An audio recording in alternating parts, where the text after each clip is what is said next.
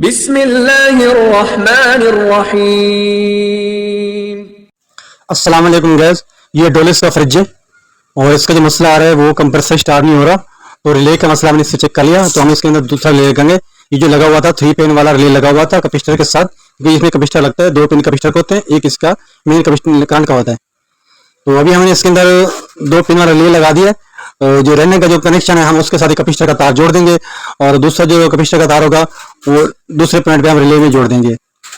देखो एक तार जो कैपेसिटर वाला हम रिले के साथ जोड़ दिया जिसमें रनिंग है, और स्टार्टिंग वाले में खाली कैपेसिटर जुड़ेगा।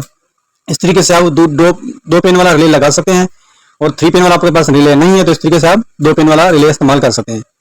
और 1 पिन वाला रिले होता तो वो तो नहीं लगता कैपेसिटर तो सादे ऐसे कनेक्शन करते, क्योंकि अभी हमारे पास 2 पिन वाला रिले था इसलिए हमने कैपेसिटर के साथ जोड़ दिया। इस तरीके से आप कैपेसिटर लगा सकते हैं। 3 पिन वाला रिले आपके पास नहीं है